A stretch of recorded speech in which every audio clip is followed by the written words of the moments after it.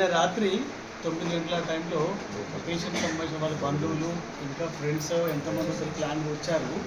వాళ్ళంతా ఒక్కసారిగా డాక్టర్ మీద అటాక్ చేశారు. డాక్టర్ వెంకటేష్ సార్ సర్జన్ ఆయన మీద అటాక్ చేశారు. ఆయన లోపలికి పరిగెత్తడం జరిగింది. ఇద్దరు డోర్ వేసుకున్నారు. మేడం సార్ ఇద్దరు అంతమంది ఒక్కసారిగా పైన పడి డోర్లు పగలగొట్టి సార్ వాళ్ళ మీద అటాక్ చేసి బిట్టలు పోసి అంటిస్తాం మీరు బయటకు వస్తామని చెప్పి చాలా భయపెట్టారు వాళ్ళు. తర్వాత పోలీస్ వాళ్ళకి ఇన్ఫామ్ చేయడం జరిగింది. సారే ఫోన్ చేశారు. పోలీస్ వాళ్ళు వచ్చినా కూడా వాళ్ళందరినీ కంట్రోల్ చేయలేని పరిస్థితి. అక్కడ డాక్టర్స్ వాళ్ళు క్రిమినల్స్ ఏం కాదు కదా మేము ట్రీట్మెంట్ చేసింది.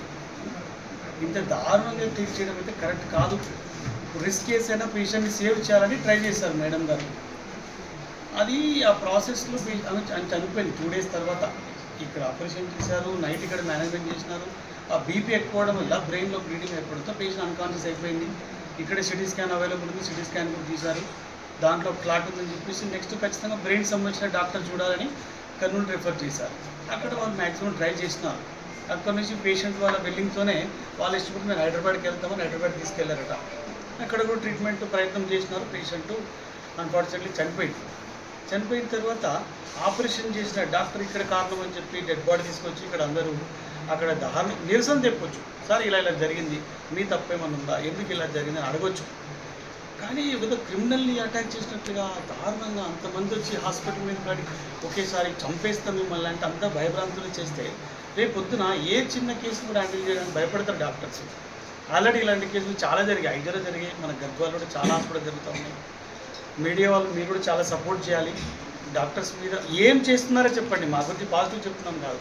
డాక్టర్స్ ఏం చేస్తారు, ఒక ప్రాబ్లం వస్తే దాన్ని ఐడెంటిఫై చేస్తాము.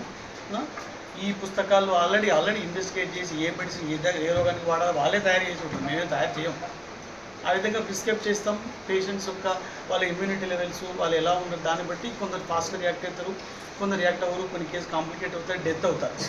ఈ డిసీజ్ ప్రాసెస్ అంతా రోగం వచ్చేంత ఇండ్ల కాడ వస్తే రోగాలు, హాస్పిటల్కి వచ్చాక రోగం రాదు. ఆ రోగాన్ని మేము ట్రీట్మెంట్ చేసే ప్రాసెస్లో పేషెంట్ ఏమైనా చనిపోతే రోగాన్ని మేమే ఎక్కించి మేమే చంపినట్టుగా ట్రీట్ చేస్తూ ఉన్నారు. ఇది చాలా దారుణమైనటువంటి ప్రవర్తన. ఏమనంటే మేము అందరం సాఫ్ట్గా ఉంటాం, మేము ప్రిపేర్ అయి ఉంటాం గొడవ చేయడానికి. వాళ్ళు పెద్ద హాస్పిటల్ అంతా డివిజన్ లోన్లు ఉంటాయి, ఎంతో కష్టం ఉంటుంది.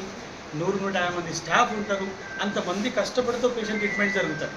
వీళ్ళందరూ చూసి మొత్తం సార్లింటికే డబ్బులు పోతున్నట్లు ఎంత దారుణమైన పరిస్థితి అంటే ₹1 కోటి డిమాండ్ చేశారంట. పేషెంట్ మీరే చంపేసినారు, చంపడానికి ట్రైనింగ్ తీసుకుంటారు డాక్టర్లు.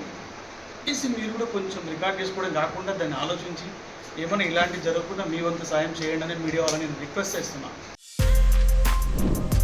For more videos like this, subscribe Big TV channel.